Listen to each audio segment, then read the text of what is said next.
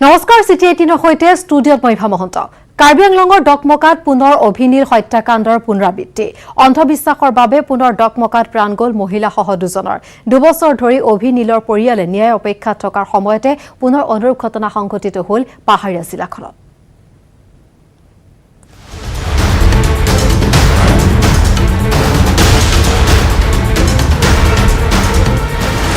ডাইনী অন্ধবিশ্বাস মহিলাসহ দুজনক মৰিয়ে নিশংসভাৱে হত্যা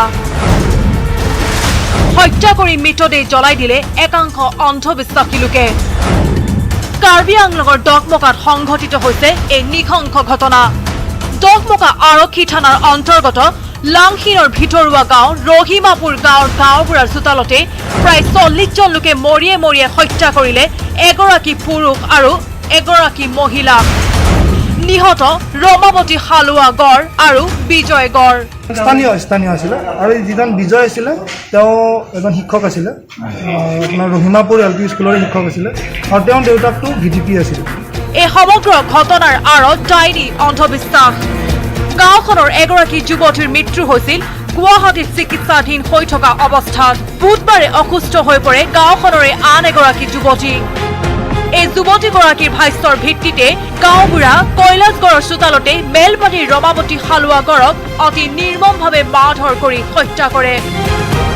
গাঁওবাসীৰ এনে নিশংস তথা অবিবেচক কাণ্ডত বাধা প্ৰদান দিবলৈ গাঁওখনৰে বিজয় গড় নামৰ এজন শিক্ষক আগবাঢ়ি আহে যদিও উন্মত্ত লোক কেইজনে বিজয় গড়কো বাহ লাঠিৰে কোবাই অতি নিশংসভাৱে হত্যা কৰে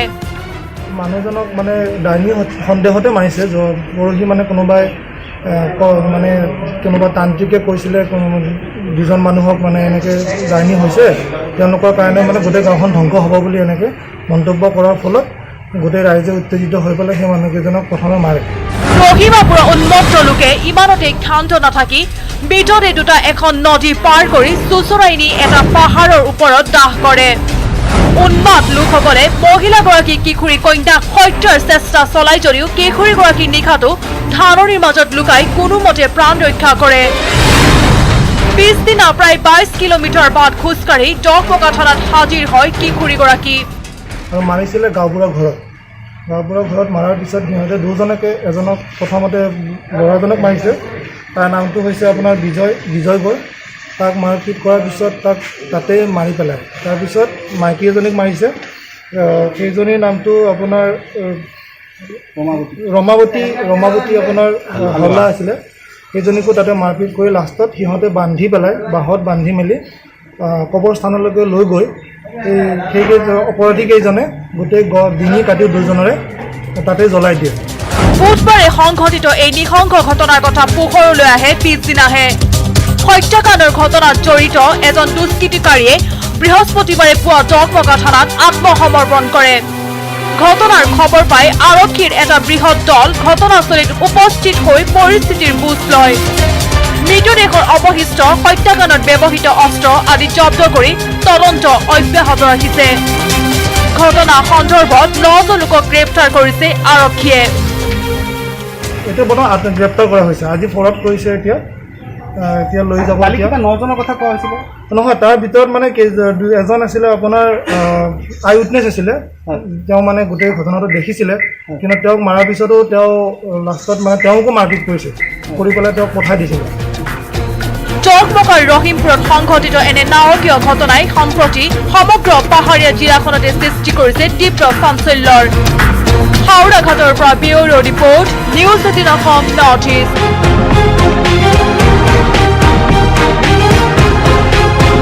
আৰু এই মুহূৰ্তৰ শেহতীয়া খবৰ 22 নৱেম্বৰত পুনৰ অনুষ্ঠিত হ'ব এছআই নিযুক্তি পৰীক্ষা ৰাজ্যিক পৰ্যায়ৰ আৰক্ষী নিযুক্তি বৰ্ডৰ প্ৰেছ বিজ্ঞপ্তি যোগে ঘোষণা অসম আৰক্ষীৰ 597টা উপ পৰিদৰ্শক পদত নিযুক্তি হ'ব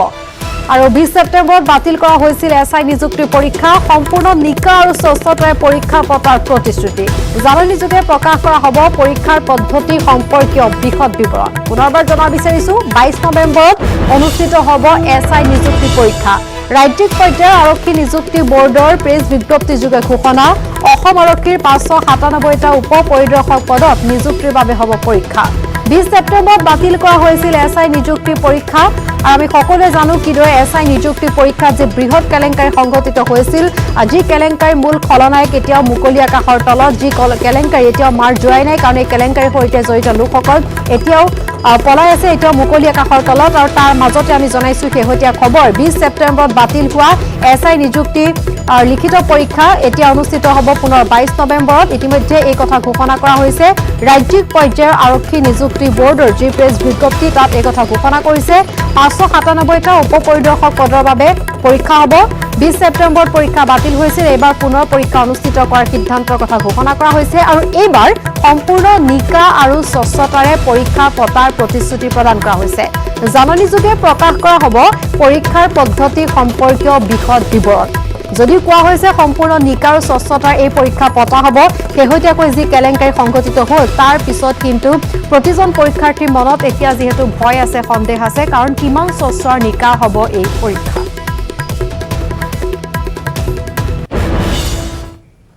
ৰাজ্যত আৰু এটা আঞ্চলিক দল গঠন কৃষক মুক্তি সংগ্ৰাম সমিতিৰ নেতৃত্বত গঠন হোৱা এই নতুন দলটোৰ নাম হৈছে ৰাইজৰ দল খ্ৰীষ্টান বস্তিৰ হোটেল গেটৱে কেন্দ্ৰত সংবাদমেলত ঘোষণা নতুন ৰাজনৈতিক দল গঠনৰ কথা সম্প্ৰতি কাৰাগাৰত থকা অখিল গগৈৰ জন্মদিনতে গঠন কৰা হৈছে কৃষক মুক্তি সংগ্ৰাম সমিতিৰ নতুন ৰাজনৈতিক দল নতুন দলৰ ঘোষণা কৰি ৰাজ্যিক আহ্বায়ক ভাস্কোদি শইকীয়াৰ ঘোষণা কা আমি কেতিয়াও মানি নলওঁ সাম্প্ৰদায়িক ফেচিবাদী ৰাজনৈতিক দলৰ পৰিৱৰ্তে এই দল হ'ব আপোচবিহীন ৰাজনৈতিক দল লগতে শইকীয়াৰ ঘোষণা অতি কম সময়ৰ ভিতৰত অনুষ্ঠিত হ'ব দলীয় অভিৱৰ্তনত গঠন হ'ব পূৰ্ণাংগ সমিতি অনুষ্ঠানত উপস্থিত বিশিষ্ট চলচ্চিত্ৰ নিৰ্মাতা জাহ্নু বৰুৱা বীৰ লাচিত সেনাৰো নতুন এই ৰাজনৈতিক দলটোত যোগদান জ্যেষ্ঠ অধিবক্তা অৰূপ বৰুৱাৰ নেতৃত্বাধীন সংযুক্ত আঞ্চলিক মৰ্চা কৃষক মুক্তিৰ এই নতুন ৰাজনৈতিক দলৰ লগত চামিল হৈছে আছু আৰু এজেৱাইচিপিৰ পৰা যিহেতু কোনো সহায় লাভ নকৰিলে যাৰ পৰিপ্ৰেক্ষিতত কৃষক মুক্তিয়ে নিজাকৈ এই দল গঠন কৰিছে কৃষক নেতা অখিল গগৈক মুখ্য ৰাজ্যিক আহ্বায়ক হিচাপে লৈ আহ্বায়ক সমিতি গঠন কৰা হৈছে দলটোক ৰাজ্যিক আহ্বায়ক হিচাপে ৰখা হৈছে ভাস্কোদি শইকীয়া লোহিত গগৈ মহেন্দ্ৰ দিহিঙীয়া আলোক নাথ হুছেইন মহম্মদ শ্বাহজাহান জিতুল ডেকা ৰত্নেশ্বৰ দেউৰী গিৰিশংকৰ গোস্বামী আৰু ৰুবুল দাস ৰাজনৈতিক দলৰ উপদেষ্টা কমিটিত আছে ডক্টৰ হীৰেণ গোহাঁই ডক্টৰ নগেন শইকীয়া জাহ্নু বৰুৱা উদয়দিত্য ভৰালী আবু সৈয়দ আহমেদ পৃথ্বীৰাজ ৰাভা সঞ্জয় কুমাৰ তাঁতী ফাছিৰ ৰছিদ আহমেদ চৌধুৰী নাৰায়ণ শৰ্মা ফিতানাথ লহকৰ জে পি দাস ঘনশ্যাম নাথ সত্যেন্দ্ৰনাথ ডেকা অৰুণ গগৈ আৰু সুমিত্ৰা হাজৰিকা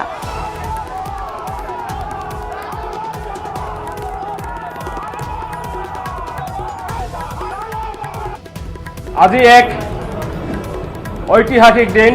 গান্ধী জয়ন্তী আৰু গান্ধী জয়ন্তীৰ পবিত্ৰ দিনটোত আজি এক ঐতিহাসিক যাত্ৰাৰ আৰম্ভণি হৈছে ৭০ জাতীয় জনগোষ্ঠীয় সংগঠন বীৰ লাচিত সেনা সংযুক্ত আঞ্চলিক দল আৰু কৃষক মুক্তি সংগ্ৰাম সমিতি ঐক্যবদ্ধ হৈ ৰাইজৰ দল নামৰ নতুন ৰাজনৈতিক দল আজি ঘোষণা কৰা হৈছে ৰাইজৰ দল এক ঐক্যবদ্ধ আপোচবিহীন প্ৰগতিশীল সুস্থ জাতীয়তাবাদী আঞ্চলিকতাবাদী দল হ'ব আৰু মই আমাৰ যি লিখিত সংবাদমেলৰ বক্তব্য মই তাক আজি আপোনালোকক পাঠ কৰি দিব বিচাৰিছোঁ আজি আমি যিবোৰ মানুহ ইয়াত সমবেত হৈছোঁ কোনো ব্যক্তিধাৰী ৰাজনীতিক নহয় আমি আটাইবোৰ মূলতঃ প্ৰত্যক্ষভাৱে ভোটৰ ৰাজনীতিৰ পৰা আঁতৰি থকা জাতীয় আৰু জনগোষ্ঠীয় সংগঠন তথা সেই সংগঠনসমূহৰ প্ৰতিনিধি অথচ দেশ তথা ৰাজ্যৰ বিশেষ পৰিস্থিতিত আমি আটাই মিলি এটা ৰাজনৈতিক দল গঠনৰ সিদ্ধান্ত ল'বলৈ বাধ্য হৈছোঁ আমি অসমৰ ৭০টা জাতীয় জনগোষ্ঠীয় সংগঠনে 2018 চনৰ 20 অক্টোবৰৰ পৰা নাগৰিকত্ব সংশোধনী বিধেয়কৰ বিৰুদ্ধে ঐক্যবদ্ধভাৱে সংগ্ৰামৰ বাবে সন্মিলিত হৈছিলোঁ প্ৰথমবাৰৰ কেব বিৰোধী আন্দোলন সফল হৈছিল আৰু ভাৰতৰ সংসদত নাগৰিকত্ব সংশোধনী বিধেয়ক 2016 খন বাতিল হৈছিল কিন্তু দ্বিতীয়বাৰ অৰ্থাৎ নাগৰিকত্ব সংশোধনী বিধেয়ক 2019 অসমবাসীৰ ঐতিহাসিক গণবিদ্ৰোহৰ পাছতো আমাৰ ওপৰত জোৰকৈ জাপি দিলে স্বৈৰতান্ত্ৰিক কেন্দ্ৰীয় চৰকাৰখনে আমাৰ ওপৰত বলপ্ৰয়োগ কৰি জাপি দিয়া হ'ল কিন্তু এই ঐতিহাসিক সংগ্ৰামত পৰাজিত হৈও আমি পৰাজয় স্বীকাৰ কৰা নাই আৰু আমি কোনো পৰ্যায় মানি লোৱা নাই আমাৰ এই অদমিত আৰু অপৰাজয় মহাৰথী কৰি ৰাজনৈতিকভাৱে বিজেপি আৰু আৰএছএছক প্ৰত্যাহ্বান জনাবলৈ আমি কৃষক মুক্তি সংগ্ৰাম সমিতিৰ উদ্যোগত আজি ৭০টা জাতীয় জনগোষ্ঠীয় সংগঠন বীৰ লাচিত সেনা আৰু সংযুক্ত আঞ্চলিক দলে সন্মিলিত হৈ এটা নতুন ঐক্যবদ্ধ আপোচবিহীন প্ৰগতিশীল সুস্থ জাতীয়তাবাদী আঞ্চলিক ৰাজনৈতিক দল গঠনৰ সিদ্ধান্তত উপনীত হৈছো। সাম্প্ৰদায়িক পেশীবাদী শক্তি বিজেপি RSSক 2021 নিৰ্বাচনত পৰাভূত কৰাৰ আশু লক্ষ্যৰে আৰু কংগ্ৰেছ আৰু AIDFৰ সাম্প্ৰদায়িক মহাজোঁটেও যাতে অসমৰ ৰাজনীতিত পুনৰ উত্থান ঘটাব নোৱাৰে তাক লক্ষ্য কৰি আমাৰ নতুন আঞ্চলিক ৰাজনৈতিক দলটো গঠন কৰা হৈছে। আমি এই নতুন দলটোত অসমৰ সকলো জাতি জনগোষ্ঠী ধৰ্ম বৰ্ণ ভাষাৰ মানুহক লগত লৈ সকলোকে সামৰি লোৱা এটা ইনক্লুচিভ গণতান্ত্ৰিক ৰাজনৈতিক দল গঠনৰ বাবে আগবাঢ়িছো। আমি অসমৰ সকলো জাতীয় জনগোষ্ঠী সংগঠনক ঐক্যবদ্ধ কৰি এটা দল এখন পতাকা আৰু এক প্ৰতীকৰ আহ্বান জনাইছিলো যদিও দুই এক জাতীয় সংগঠনে তাত সঁহাৰি নজনালে। আমি আজি এই পবিত্ৰ মুহূৰ্তত সেই অধ্যায়ৰ তিক্ততাৰ কথা আলোচনা কৰিব খোজা নাই, বৰং আমি অতি স্পষ্ট আৰু দ্বিধাহীনভাৱে ঘোষণা কৰোঁ যে আমি অসমৰ সকলো গণতান্ত্ৰিক আঞ্চলিক ৰাজনৈতিক দলৰ লগত ঐক্যমঞ্চ তৈয়াৰ কৰি বিজেপি RSSক প্ৰতিভূত কৰিবলৈ আমি সংকল্পবদ্ধ। যদিহে অসমৰ বাওঁপন্থী দলবোৰে কংগ্ৰেছ আৰু AIDFৰ লগত মিত্ৰতা নকৰে তেনে তেখেতসকলক আমি গণতান্ত্ৰিক আঞ্চলিক ঐক্যমঞ্চৰ অংশীদাৰী হ'বলৈ অনুৰোধ জনাওঁ। আজি আমাৰ নতুন দলৰ জন্মৰ লগত আমি স্পষ্ট ৰূপত ঘোষণা কৰোঁ যে আমাৰ দলে ভাৰতবৰ্ষৰ সংবিধানে ঘোষণা কৰা অনুসৰি আমাৰ দেশখনক প্ৰকৃতপক্ষে এখন সাৰ্বভৌম সমাজতান্ত্ৰিক ধৰ্ম নিৰপেক্ষ গণতান্ত্ৰিক গণৰাজ্য হিচাপে বিকশিত কৰিবলৈ আমি অহোপুৰুষাৰ্থ কৰিম। অসমবাসী ৰাজ্যৰ আশীৰ্বাদ হিৰত লৈ আমি ঐক্যবদ্ধ হোৱা সকলো জাতীয় দল সংগঠনে আজিৰ পৰা ৰাজনৈতিক ক্ষেত্ৰখনত শুভাৰম্ভ কৰিলোঁ এক নতুন ৰাজনৈতিক যাত্ৰা, যিটো আমাৰ ইমান দিনে চলাই অহা গণসংগ্ৰামখনৰ সম্প্ৰসাৰিত ৰূপ। আৰু এটা কথা স্পষ্ট কৰি দিছো, ৭০টা জাতীয় জনগোষ্ঠী সংগঠন, বীৰ লাচিত সেনা, সংযুক্ত আঞ্চলিক দল অসম আৰু কৃষক মুক্তি সংগ্ৰাম সমিতিৰ সামূহিক নেতৃত্বত ৰাইজৰ দলে আজি আত্মপ্ৰকাশ কৰিছে। ধন্যবাদ। জয় আই অসম।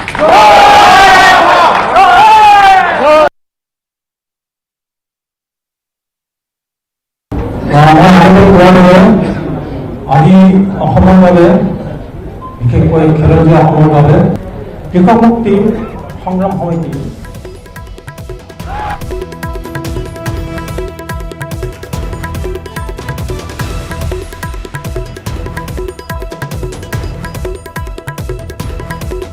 অন্তৰ্ভত অৰূপ বৰবৰাৰ সৈতে আমাৰ সাংবাদিক বলেন ভট্টাচাৰ্যৰ এক সাক্ষাৎকাৰ মুহূৰ্তত আগবঢ়াইছো।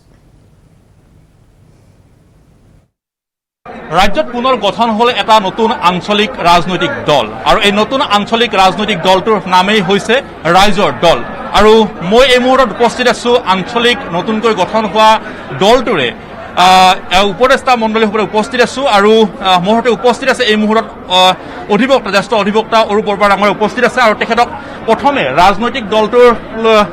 অনাগত ভৱিষ্যতৰ দিনত অসমৰ ৰাইজে আদৰি লোৱাৰ ক্ষেত্ৰত আমি প্ৰথমে শুভেচ্ছা জ্ঞাপন কৰিছো আপোনাৰ জৰিয়তে গোটেই সমগ্ৰ ৰাজনৈতিক দলটোৰ প্ৰতিগৰাকী কৰ্মকৰ্তালৈ এই মুহূৰ্তত। আচলতে এইটো সময়ৰ আহ্বান আছিল। অসমখনৰ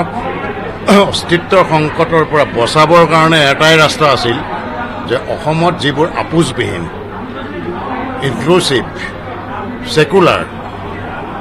আটাইকে লৈ গোষ্ঠীৰ জনগোষ্ঠীৰ ধৰ্ম ভাষাৰ লোকক লৈ আগবাঢ়ি যোৱা ইনক্লুচিভিটি থকা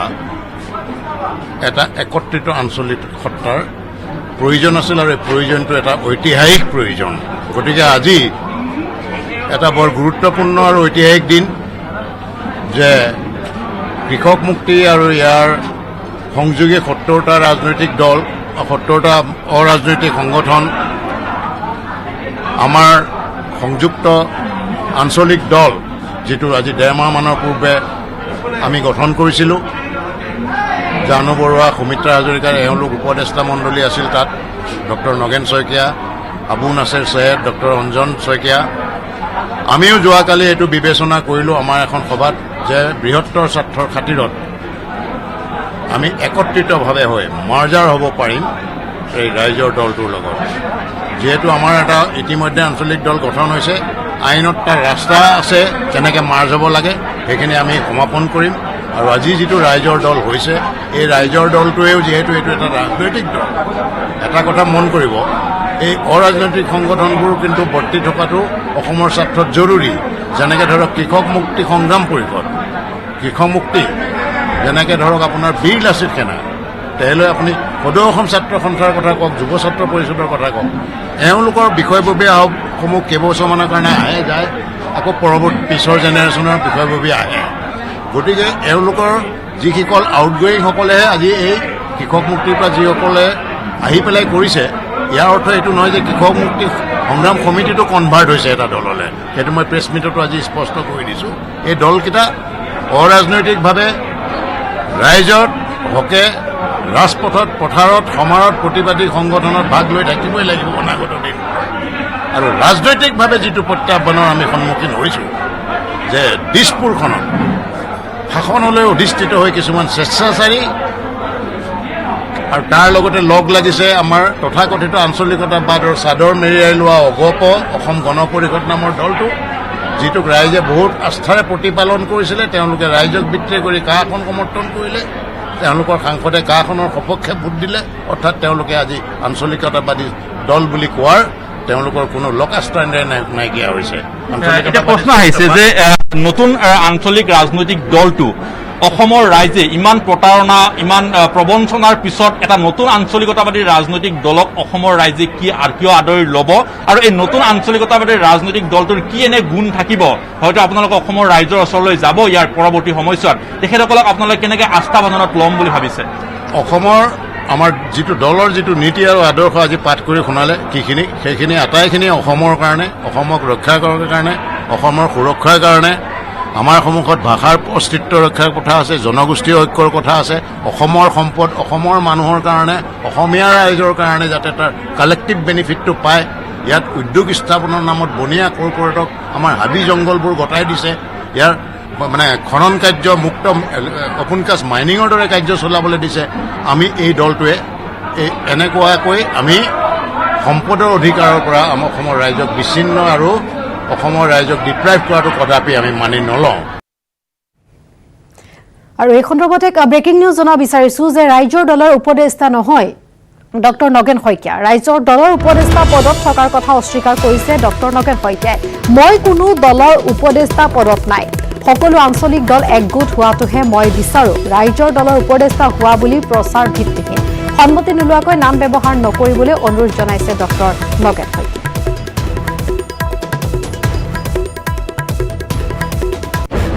আৰু চিটি 18ৰ খবৰ অব্যাহত থাকিব এটা বিৰতিৰ পাছত নিউজ ফ্ল্যাশ আগবঢ়াইছে অজন্তা শুজ এইটো সপ্তাহৰ দাদাৰ পছন্দ অজন্তা শুজ স্ট্ৰং মানে জানেনে মাইথন স্ট্ৰং মানে মাইথন নিৰ্মাণৰ মানদণ্ড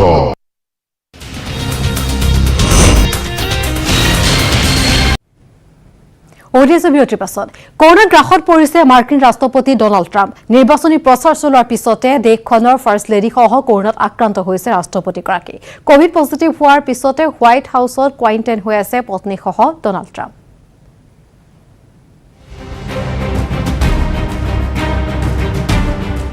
Donald Trump Covid positive Melania Trump আমেৰিকাৰ ৰাষ্ট্ৰপতি ডোনাল্ড ট্ৰাম্পে টুইটযোগে জনালে পত্নী মেলেনিয়াসহ কোভিড পজিটিভ হোৱাৰ তথ্য বৃহস্পতিবাৰৰ নিশাৰে পৰা হোৱাইট হাউচত কোৱাৰেণ্টাইন হৈ আছে ট্ৰাম্প দম্পতি অৱশ্যে হোৱাইট হাউচৰ তথ্য কোৱাৰেণ্টাইনত থাকিও দায়িত্ব পালন কৰি যাব ডোনাল্ড ট্ৰাম্পে ট্ৰাম্প দম্পতি কোভিড পজিটিভ ধৰা পৰাৰ মাত্ৰ কেইঘণ্টামানৰ পূৰ্বে হোৱাইট হাউচে দিছিল ট্ৰাম্পৰ জ্যেষ্ঠ সহযোগী হোপ হিক্স কোভিড পজিটিভ হোৱাৰ তথ্য লক্ষণীয়ভাৱে বুধবাৰে মিনেষ্টাৰ বিমানযোগে ৱাশ্বিংটনলৈ ঘূৰিছিল ট্ৰাম্প দম্পতি একেখন বিমানতে আছিল হোপ হিক্সৰ লগতে হোৱাইট হাউচৰ কেইবাজনো জ্যেষ্ঠ বিষয়া এই যাত্ৰাকালতেই হোপ হিক্সৰ দেহত প্ৰথম দেখা গৈছিল কোভিডৰ লক্ষণ সমাগত আমেৰিকাৰ ৰাষ্ট্ৰপতি নিৰ্বাচন দুদিন পূৰ্বে আৰম্ভ হৈছে ৰাষ্ট্ৰপতি পদৰ প্ৰাৰ্থীৰ মুখামুখি President Trump did a phenomenal job. We got the gowns, we got the masks, we made the ventilators. You wouldn't have made ventilators, and now we're weeks away from a vaccine. ট্ৰাম্পৰ নিৰ্বাচনী প্ৰচাৰত সংগ দি আহিছে hope হিক্সে hope হিক্সৰ পৰাই Trump দম্পতিলৈ Covid সংক্ৰমণ হোৱাৰ সম্ভাৱনা Donald ট্ৰাম্পৰ বৰ্তমান বয়স ৭৪ বছৰ ট্ৰাম্পৰ দেহত কোভিড-19ৰ লক্ষণ নাই যদিও লোৱা হৈছে সম্পূৰ্ণ সতৰ্কতা news desk news 18 Assam north east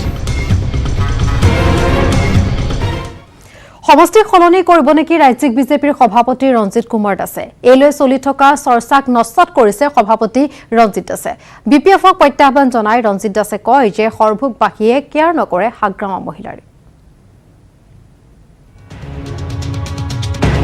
কেৰেপ নকৰে ভয় নকৰে নেৰে সৰ্বভোগ যোৱাবাৰো তেওঁলোকে প্ৰাৰ্থী দিছিলে তাৰ আগৰবাৰো দিছিলে এইবাৰো দিয়ক মষ্টলি ৱেলকাম আদৰণি জনাইছোঁ কিছুদিন ধৰি ৰাজ্যিক বিজেপিৰ সভাপতি ৰঞ্জিত কুমাৰ দাসে পৰাজয়ৰ আশংকাত সমষ্টি সলনি কৰিব বুলি চলি আহিছে ব্যাপক চৰ্চা সভাপতিগৰাকীয়ে সৰ্বভোগ এৰি পাটাচাৰকুছিৰ পৰা নিৰ্বাচন খেলিব বুলি চলি থকা চৰ্চাক পোনচাতেই নস্বাত কৰিছে ৰঞ্জিত দাসে ৰঞ্জিত দাসৰ স্পষ্ট কথা বিপিএফৰ প্ৰত্যাহ্বানক ভয় নকৰে ৰঞ্জিত দাসে ভয় নকৰে সৰ্বভোগবাসীয়ে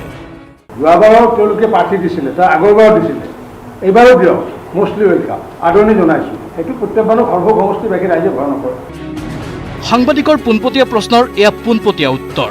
হাগ্ৰামা মহিলাৰীৰ ভয়ত সৰ্বভোগ নেৰে ৰঞ্জিত কুমাৰ দাসে সৰ্বভোগ সমষ্টিত বিপিএফে প্ৰাৰ্থী প্ৰক্ষেপ কৰিলেও মূৰ নঘমাই বিজেপিৰ ৰাজ্যিক সভাপতিগৰাকীয়ে সেই কৈ দিলে বিপিএফে আগতেও দিছিল সৰ্বভোগত প্ৰাৰ্থী এইবাৰো হয়তো দিব কিন্তু সৰ্বভোগবাসীয়ে হেনো এনে প্ৰত্যাহ্বান বাৰে বাৰে ল'বলৈ সাজু আছে যোৱাবাৰো তেওঁলোকে প্ৰাৰ্থী দিছিলে তাৰ আগৰবাৰো দিছিলে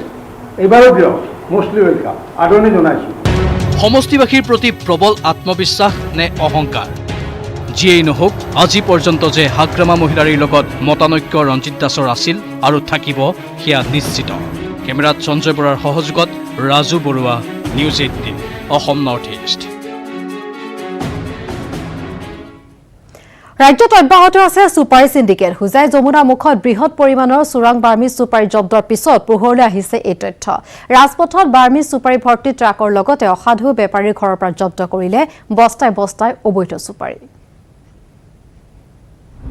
হুজাইৰ যমুনামুখত পুনৰ বৃহৎ পৰিমাণৰ অবৈধ বাৰ্মিজ সুপাৰী জব্দ হুজাই যমুনামুখ আৰক্ষীয়ে বৃহস্পতিবাৰে সন্ধিয়া ৰাস্তাৰ পৰা জব্দ কৰিছিল বানপানীৰ বাবে আবদ্ধ হৈ পৰা বাৰ্মিজ সুপাৰী ভৰ্তি ট্ৰাক ইয়াৰ পিছতেই নিশা অসাধু ব্যৱসায়ীৰ বাসগৃহতো আৰক্ষী অভিযান চলাই 70 বস্তা অবৈধভাৱে মজুত কৰি ৰখা সুপাৰী জব্দ কৰে জব্দ কৰা সুপাৰীখিনিৰ মূল্য প্ৰায় 60 লক্ষাধিক টকা হ'ব বুলি সন্দেহ প্ৰকাশ কৰিছে আৰক্ষীয়ে হুজাইৰ যমুনামুখৰ চাহাবুদ্দিন নামৰ ব্যক্তিজনৰ গোদামত অভিযান চলাই আৰক্ষীয়ে জব্দ কৰে অবৈধভাৱে মজুত কৰি ৰখা এই 70 বস্তা সুপাৰী কি আছে সুপাৰী আছে কি হৈছে এই জানো পাছি গ'ল এইখিনি টাইপ পেলাই দেখা নাই মই এতিয়া আহি পেলাই এতিয়া দেখিছোঁ সুপাৰী আনলোড কৰি আছে সিহঁতে আচ্ছা দেখিছোঁ এতিয়া থানাত ধৰি লৈ গৈছে থানা লৈ গৈছে নেকি প্ৰাপ্ত অভিযোগ মতে যমুনামুখ অঞ্চলৰ লেদা আবু ভুট্টু আৰু নজু নামৰ এটা বৃহৎ চক্ৰই দীৰ্ঘদিনৰ পৰা চলাই গৈছে বাৰ্মিজ সুপাৰীৰ ৰমৰমীয়া ব্যৱসায় কোটি কোটি টকা কৰ ফাঁকিৰে বাৰ্মিজ সুপাৰীৰ লগতে লোকেল চিকনি সুপাৰীৰো ব্যৱসায় কৰে এই চক্ৰটোৱে কোনো চালান নকটাকৈ অবৈধ বাৰ্মিজ সুপাৰীৰ ৰমৰমীয়া বেহা চলাই আছে এই সুপাৰী সিন্ডিকেট চক্ৰই জানিব পৰা মতে এক ট্ৰাক চিকনি সুপাৰীত ভুৱাকৈ 9 টনৰ জিএছটি কাটে কিন্তু প্ৰকৃততে গাড়ীখনত থাকে 20 টনৰ সুপাৰী প্ৰতিখন গাড়ীৰ পৰা 2,40,000 টকাৰ জিএছটি কাটিব লাগে যদিও জিএছটি কাটে 1,20,000 টকাৰহে এনেকৈ বিভিন্ন পক্ষক মেনেজ কৰি দীৰ্ঘদিনৰ পৰা সুপাৰীৰ ৰমৰমীয়া বেহা চলাই অহাৰ অভিযোগ আছে এই চক্ৰটোৰ বিৰুদ্ধে দবকাৰ পৰা Abdul Hakim news 18 Assam north east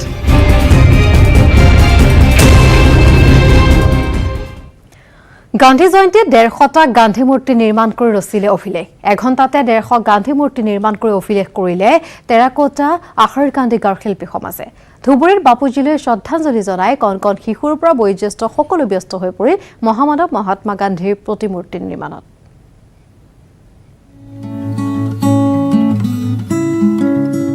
মহামানৱ মহাত্মা গান্ধীৰ 151 সংখ্যক জন্ম জয়ন্তীত একেলগে 150টা গান্ধী মূৰ্তি এঘণ্টাৰ ভিতৰতে 150টা গান্ধীজীৰ আবক্ষ মূৰ্তি বনাই ইতিহাস ৰচিলে ধুবুৰীৰ আহাৰিকান্দিৰ টেৰাকোটা গাঁৱৰ শিল্পী সমাজে লৰাৰ পৰা বুঢ়ালৈ জীয়ৰী বোৱাৰীৰ পৰা কণমানিলৈ সকলো ব্যস্ত গান্ধী মূৰ্তি নিৰ্মাণত সকলোৱে একেলগে বহি গঢ় দিছে গান্ধীৰ মুখাবয়ব যি যেনেকৈ পাৰিছে তেনেকৈ ৰূপ দিছে গান্ধীজী আহাৰিকান্দিৰ টেৰাকোটা গাঁৱৰ প্ৰতি ঘৰতে শিল্পী সকলো শিল্পী তাকে প্ৰমাণ কৰি মাত্ৰ এঘণ্টাৰ ভিতৰতে মাটিৰে গঢ়িলে 150টা গান্ধী মূৰ্তি জিলা উদ্যোগ আৰু বাণিজ্য কেন্দ্ৰ উদ্যানত আৰু নেকাৰ্ডু নামৰ স্বেচ্ছাসেৱী সংগঠনৰ সহযোগত এই অভিনৱ কাৰ্যসূচী ৰূপায়ণ কৰা হয়। গান্ধী জয়ন্তী উপলক্ষে আয়োজিত এই অভিনৱ কাৰ্যসূচীত উপস্থিত থাকি জিলা উপায়ুক্ত অনন্তলাল জ্ঞানীয়ে বন্তি প্ৰজ্বলনেৰে অভিনন্দন জনায় শিল্পী সমাজক। আচাৰী কান্দি যিটো মডেল ভিলেজ আৰু ইয়াত শিল্পীগৰাকী যিমানখন আছে ই গোটেই ইণ্ডিয়া আৰু ৱৰ্ল্ড ভিতৰতো এইটো নাম কৰি আছে। ইয়াত বিনয় ভট্টাচাৰ্যী আৰু আমাৰ যে ডিষ্ট্ৰিক্ট বাণিজ্য কেন্দ্ৰ আছে ইয়াৰ জৰিয়তে এইটো আইডিয়া আহিছে আৰু ই শিল্পীগৰাকীৰ মাজত দি এইটো আইডিয়া আহিছে, শিল্পীগৰাকী এইটো একচেপ্ট কৰিছে কি আমি এইটো কৰিম। আৰু আমি ভাবিছো কি এইটো মানে এটা নতুনকে মানে পৰিকল্পনা। তো এইটোৰ জৰিয়তে আমি ভাবিছো কি আৰু আমি গাঁওখনত আৰু যে শিল্পীবিলাকে আছে তাক যে প্ৰতিভা আছে এইটো আমি আৰু বিকশিত কৰিব পাৰিম।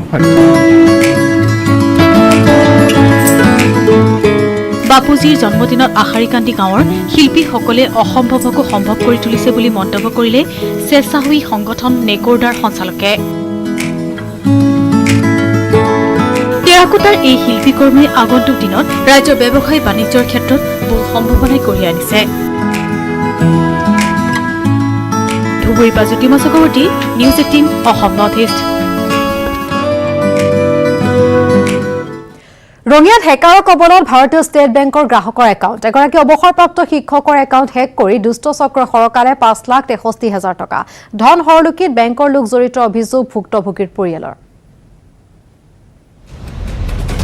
ৰঙিয়াত হেকাৰৰ কবলত ভাৰতীয় ষ্টেট বেংকৰ গ্ৰাহকৰ একাউণ্ট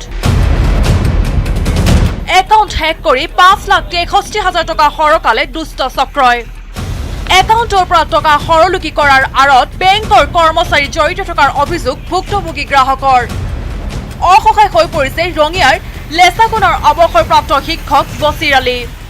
5,63,000 মোবাইল হেৰি এটিএমৰ দ্বাৰা আনিলা কিবা নেটিং হেৰি কৰি পেলাই আনিলা অভিযোগ দিয়া হৈছে। কি ক'লে তেখেতসকলে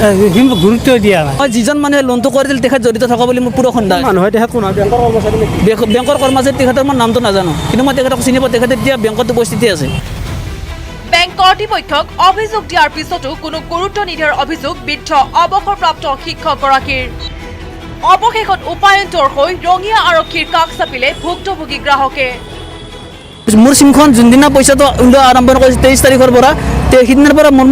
মোবাইলৰ চিমখন ইনভেট কৰি দিছে। আজিলৈকে মোৰ চিমখনৰ কোনো কামেই কৰা নাই। এই চাইবাৰ লুটৰ পিছতে SBI সুৰক্ষা ব্যৱস্থাক লৈ প্ৰশ্ন কৰিছে ভুক্তভোগী গ্ৰাহকে।